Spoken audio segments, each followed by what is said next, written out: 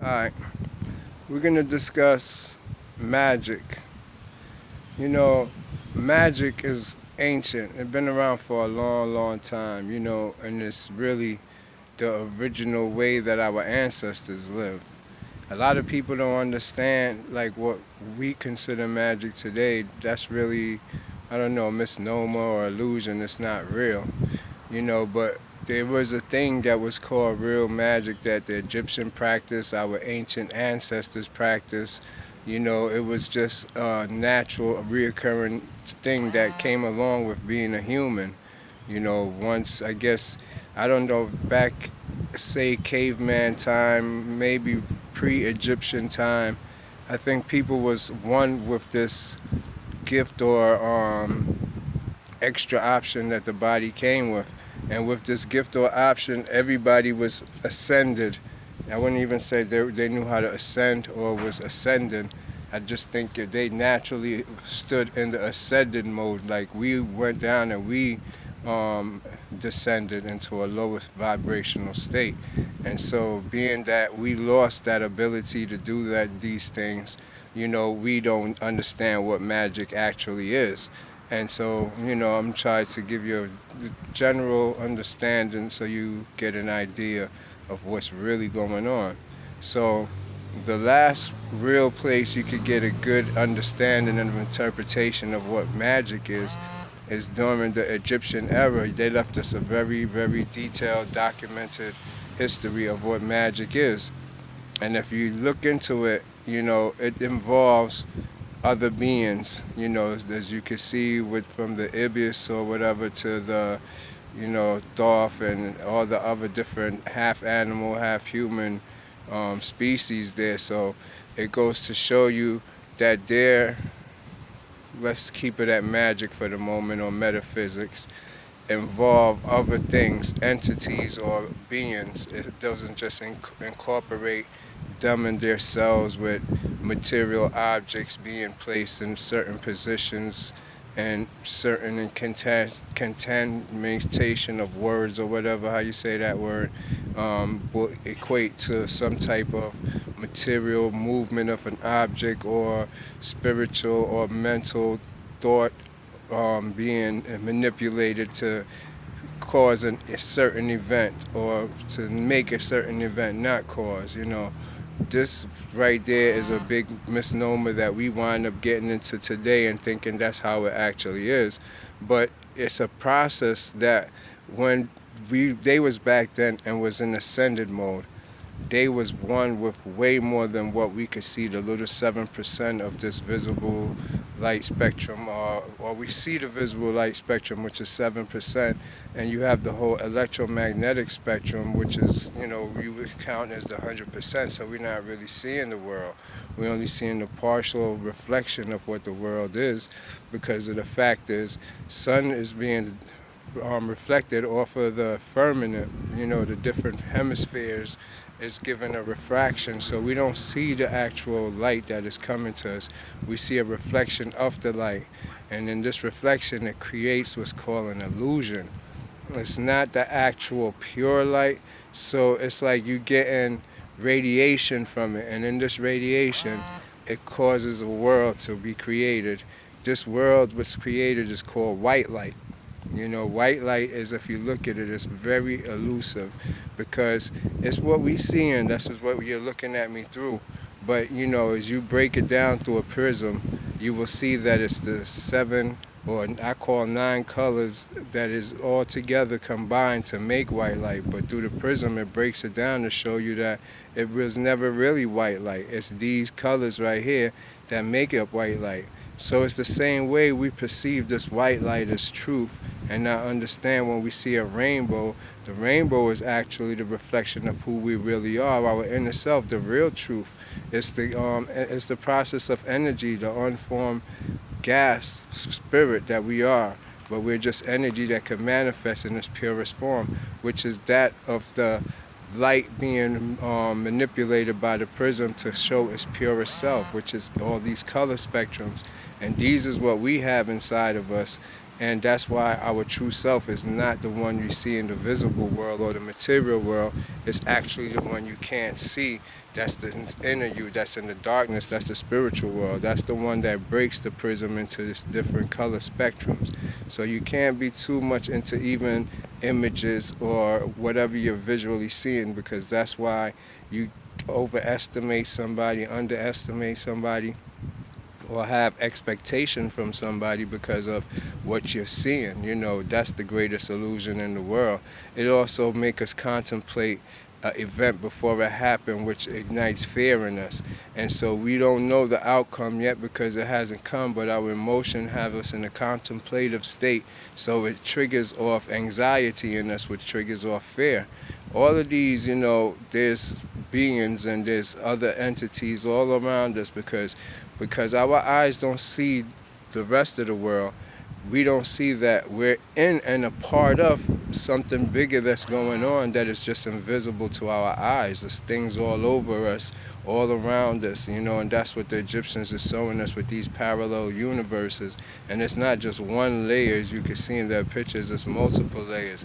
It depends on, no, it don't even depend. Each one is a different frequency of light.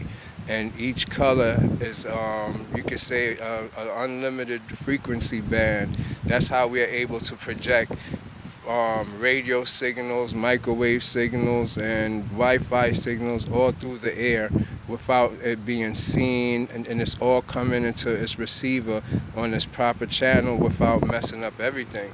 It's like the same way your eyes could pick up from the TV into your brain without a wire or anything going into your eyes. You don't see anything pushing it in like the actual signal. It's just something electrical in the TV that just make your brain reinterpret it. But it's something flying through the air that is doing all of this that y'all just can't see.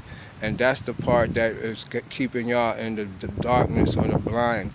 We'll call it energy for now, but just for you to understand this is all part of what's called magic, because all of this already been here. Your shoes, your nun, your Jeb, all of these, like Ra, for instance, Thoth. These is you could say symbolic or personification of these actual forces, the forces that govern our world, the invisible forces. These invisible forces first manifested itself as light. As a matter of fact, fire was the first to come, and that's from heat. Heat brought about light, and this brought about the four elements: earth, air, fire, earth, water. So from those, everything now was able to compress and keep creating itself, recompress and keep creating itself. So we get our periodic table of elements from the different compressions of light. But also, not only are they just material elements, they're also spiritual elements too, that have a visual to them once they're in the magnetic field. And once they're active on you in the magnetic field, they also become like another human being, a ghost. They're actually real. And so a lot of people could interact with them from birth, or even if they do a lot of meditation and build up their magnetic field. And this is what's called real magic, because they had a connection with the earth elements, they had a connection with the water elements, they had a connection with the fire elements. All these different elements worked with them, and they was able to see them as these is where you get your fairies, your salamanders, your nymphs, and all these different tree things, because they grow actually. Us, the trees, everything have not a way like we think time makes it grow, water and light. No, it's something that comes to all of us and literally push light on us, push it into the trees, push magnetics on us, make sure that we have the right things that we need as far as chemical wise. That's where alchemy came about, where they talk about turn lead to mercury into gold without using anything, because that's the actual process that the body undergoes. It's like you plant a seed in the ground and you leave it there, and it grows to be the biggest oak tree in the world with just water. and it shows you that that's the purification process that we need to go through, because we put all these intoxications and all these chemicals in our body, and the body don't need that. It's like that tree that you just plant and leave it, and it will grow itself. But once you start eating and doing all this stuff, you cause habits, you cause disassociation with nature, and so the body start having cravings, and then it comes to a whole nother story. But I don't want to leave the subject. We're sticking to magic now. Now, once you realize that my purpose of what I'm trying to tell you is that magic is a natural act given to us by God, or given to us, afforded to us through our magnetic field, because magnetic field is your God in a way. But I don't want to steer nobody anyway, or keep anybody out of the loop saying this is religious or this is energy. This is all metaphysics. So you have to understand that this is ancient metaphysic, but it's our real truth of what we need to know for us to be able to ascend and have overstanding of information. So anyways, now once we are able to understand that we're one with all these elements and these fairies and these beings, they also is the ones that grows everything through a process of pushing in light, not in the process like how we think if overnight you're going to grow this much and over a period of time you're going to grow this much, because all of us have these different diseases and sicknesses that make that rule an exception, and that exception is what they are, and plus they're responsible for karma. Like if you hurt somebody or you do something to mess up the natural cause of the integrity of the magnetic field of you and some loved one, it will turn back on you and take off that same integrity off of you, and you're susceptible to catch the same thing that you catch to that person.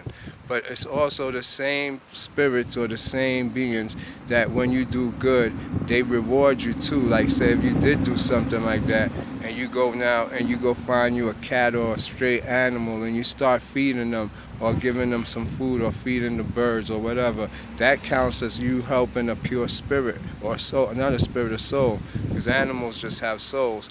But being that the fact that they're pure, they're untainted, and they don't even have karma behind them because they had hurt somebody or whatever, you could amend yourself for your karmatic problems, including diseases and sicknesses, by go feeding a wild animal or feeding a stray animal, feeding a family, anything that will amends back what you did for wrong, because it's the same people that cursed you, not saying in the people, but it's the same gods or entities that you don't see. And I'm going to put it in layman term. It's the same way you lose that field of protection on your magnetic field. It's the same people that come and put it back on you when you do correct. You understand? And it's the only way you could relieve a sickness naturally.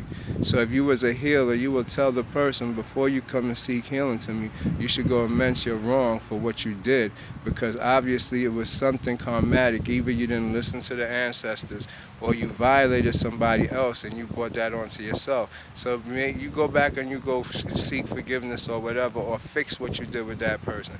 And if you can't do it no more, you go and feed an animal or feed some family or look out for somebody with nothing else in your heart but that, because those is what's good, because they see those as pure people, not the one that's asking for help or is needing in this, because you don't know what they did to get themselves in those situations, and you could get yourself in more karma by giving them something to worsen them or try to take that away from you. So you give it to the unaware, the one who least expected, the one who's real with their stuff. You'll know it in your heart. Just follow it.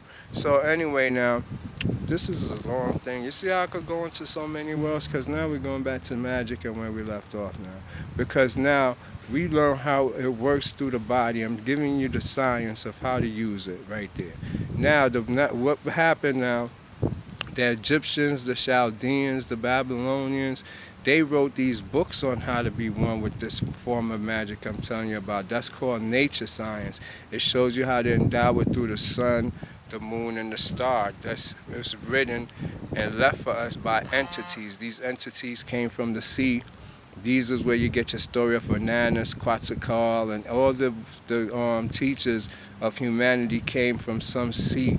And it's not an actual lie or a myth. This is a fact. These are where the entities come from. The Babylonians tell you, and if you use common sense, when humanity first was made, just like in the Sumerian text, they didn't make us perfect the first time. And you see it in the evolution. Not that the Darwin shit is correct, but there is a stage to how people came about. And so we did start off of half animal, half beast, not in the physical world, in the spiritual world, in the dark shadow world of the reflection, before it became a light.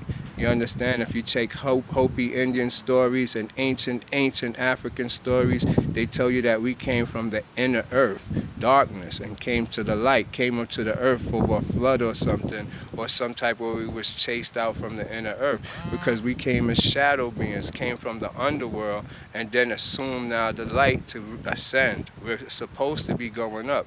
But that's a long story in itself. I'm just still trying to stick to the story of magic, but keep everything in context so you get the history and understanding.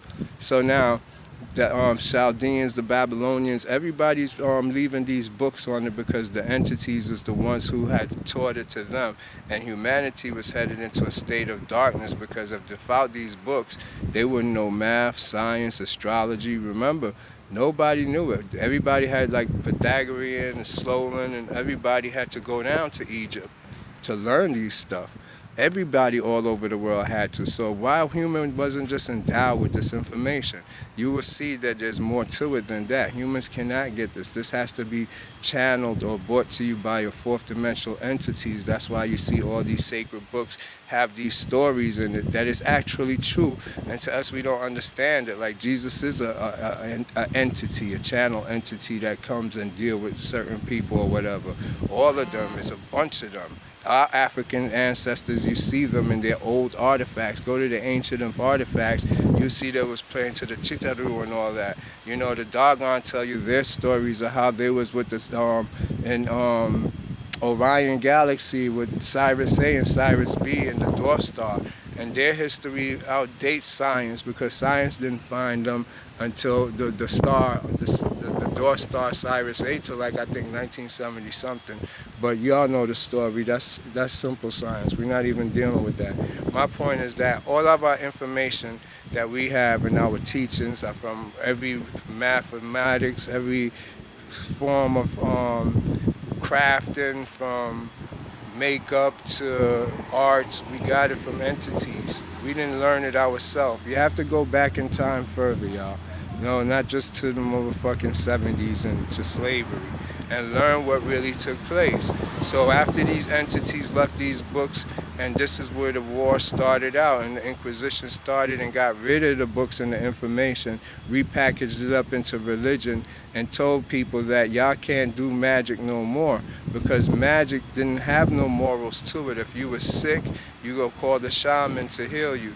If you wanted money, you go call the witch doctor to come and grant you fortune. If you had pain or something and you wanted to get somebody else, you call that Obiah man over there to come and take this and put it on them or whatever. So when these groups of other people came, you know, the priests decided that they wanted to control magic because it could be used as a weapon or defense in any situation.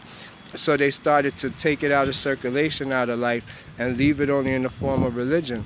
You know, religion is the biggest magic in the world because you're praying on something, but you don't know who you actually making your prayer to. He never came with his ID and said, yo, this is me right here.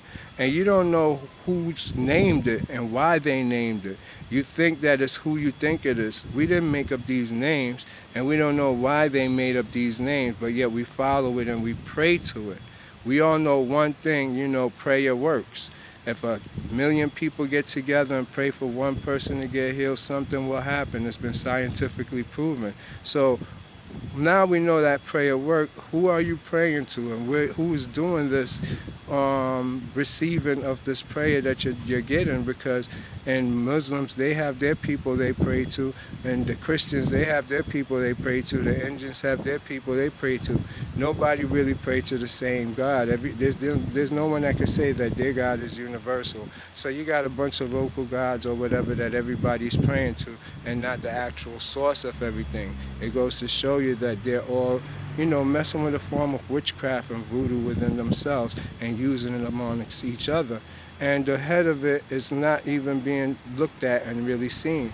And that's where we come in. The magicians was the ones. The magi saw all of it. They saw nature as one big whole and made up what's called the cause and effect of everything. So everything worked together as one. When you make an action, you think before you do it, and all the different consequences of it before you actually carry it out. And so we lived our life like that, and that's how our books was. This was the Metaneta.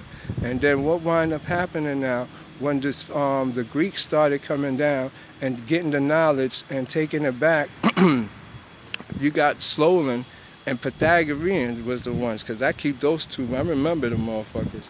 They're the ones who start switching the book and started taking out the spiritual aspect of it, which is what was called the cause of what your effect is. And so now they took that and started making up what's called laws, where everybody now, you have to do a test on everything and make sure that the test has come out positive mathematically and all this stuff, instead of it having a spiritual side to it that we don't see, but we knew it from the books that the Magi's left us on nature, science, and all this stuff. But the purpose they did that was so they could use it against us and dumb us down with remedial stuff like looking at your skin and look deeper into your skin and look underneath it. When in actuality, you don't know who you are and how you work. Those books taught you who you are, how you work, and how to make everything else work for you. Well, that's what I'm trying to bring back. But now, this is what magic is. So during now the Middle Ages, the medieval time, they brought it back. It had disappeared when the Inquisition came, and that's when they started their pathway to New World Order, And this they repeated because of King Sargon. King Sargon conquered the whole world. He started all this. He was doing it on behalf of Ishtar, who he said that he had sex with one day when he was laying in the garden, just there sleeping. Ishtar came floating through like an orb, and then she came down and had sex with him. And it's the same story about Isis and Osiris. This definitely is what the connection is that we don't understand, because if you didn't experience it, you have no idea of it.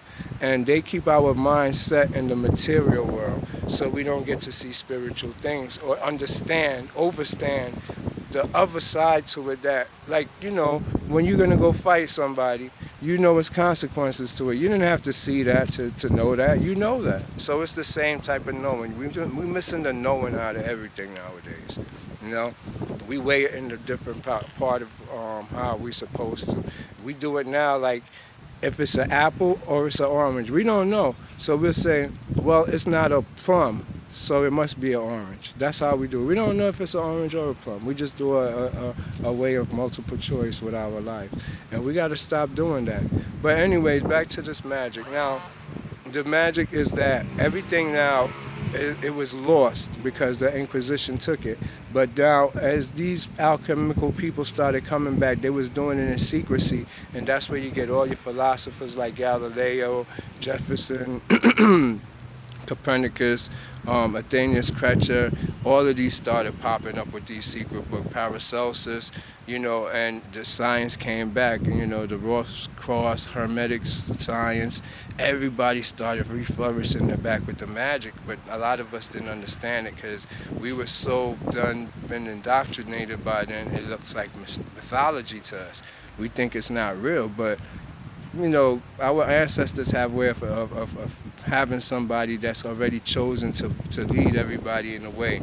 And he's going to have his sign on his forehead, and he's going to have his sign all over his body, trust me.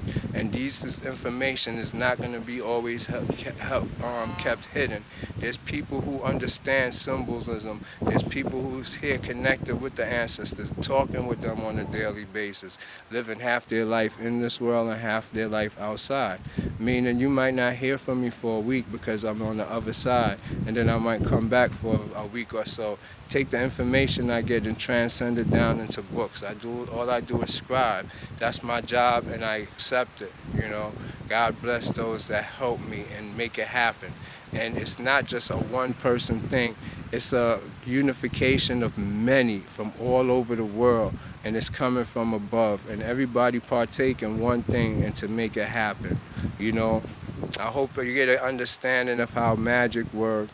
Now, to summarize everything, what later on happened when slavery came, everybody now started being oppressed and started taking that spirituality that they did, which was the dance around the fire, pray to their gods for a better harvest, for them to be safe in darkness and a good hunt and all this stuff. They had to start using it as defense against the conquering nations that was coming to put them into slavery and take them away. So now this magic developed into different things such as witchcraft, Obiah, hoodoo, voodoo, and all these things where they summoned these other things for defense. And that's how they came about. And a lot of us take it without knowing the history of it, that it all stemmed from this one magic that we all have inside of us. It's the power to control energy and do whatever we want with it. And you don't need to pick up a rock, say a spell, or do anything. It's all done with your imagination, your heart, and the moon. You know, the moon is the reflective side of us. And once you master the moon, you will understand you can use it to do all the same magic and Obi and voodoo you see in those books. And following those books, you're violating the law of the entity worship. We never worship entities. Entities is here to do a job on us and take care of our bodies and heal us. They're the elements. And if you start worshiping them, you're evil, you're wrong, you're condoning everything that they was written, and I don't fuck with you. Put it like that. You know, we don't worship nothing. We don't sacrifice nothing. You are God. And when they know you're God, they respect you as God. When you treat them like you're God, they're God, they're gonna treat you worse than them and deceive you. It's not the fact you treat them bad, but don't do anything for personal gain. Hold your head and learn from each other. That's what it's there for. You respect them, they respect you, but don't act in accordance of asking for material things. What's the weather gonna be like? What's my future? Because then they don't respect you no more. You're just there to relax and see what they got to do and let them do their job. You understand what I'm saying? So no sacrificing so you could get a better home or your son could graduate with A's and all this other shit. That shit out your head. That's how we got to the situation we got in. Let me explain why before we go any further and end this off. The reason I tell you this is because when Christopher Columbus and all them came to America, it's written and documented. You can look in it. Yeah, and I'll give you a good book to go into. It's called Wealth and Poverty in Nations. I love it. It's a good book. But anyways, they all documented that the Caribbean people had no diseases. The people in America had no diseases. When they came, they brought all these sicknesses and diseases with them. And we're talking about, if you was listening to my story, these people who possessed all these books of wisdom and medicine, astrology, alchemy, and all this other stuff. And these is indigenous people who don't possess no books. You understand what I'm saying? They don't have no type of sicknesses or whatever, but these people that come have all these diseases and sicknesses. So the whole point to what I'm trying to tell you is that a lot of the things we don't understand what's going on because they didn't know that it was all related to magic. The fact that they had these pathogens on them and they oppressed themselves by making up what's called good and bad. You see, when you start being fake to yourself and not true to yourself, suppressing who you really are, you create demons inside of you. That's called post-traumatic stress disorder or repressive feelings because you're not true to yourself.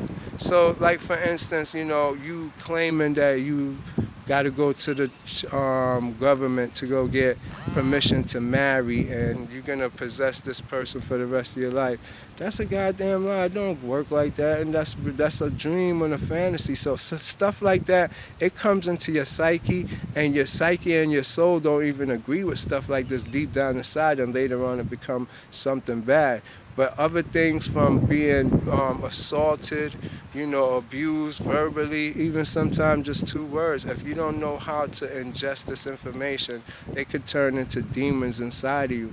When these things happen, it holds down and you acting all perfect and nice as you go through society, like how the English society was in Europe. It created diseases inside of them. They're in disharmony with nature. So for them, being disharmony in nature together, it could not act. But when they came to the United States with it, it activated when they came across ascended people. Those people act as magnetic field is fully active. And being that their magnetic field is fully active, it activated all those pathogens that's on top of them. And it didn't even attack those people, but it messed up those people when it came in their magnetic field. You see, because that's the real magic that y'all don't know. That's what happened. So it didn't affect them. That's what you got to realize. It was the radiation between one group of people and another group of people. And this group of people had that in their magnetic field and was living with it because it wasn't a disease of nature. It was a disease of their emotional baggage, their fakeness inside of themselves, trying to be an aristocrat and a monarch when that wasn't what nature intended them to be. It created all the diseases we have in this world. You understand? So they could wear it because they're the one pretending. But then those who don't pretend, that's why even now, today in modern society and today in this time, you can't be around certain people. If you're an empath, you feel that same uncomfortable energy that will get you sick. It's the same thing. Remember and think, family. University of Conscious Science. One love.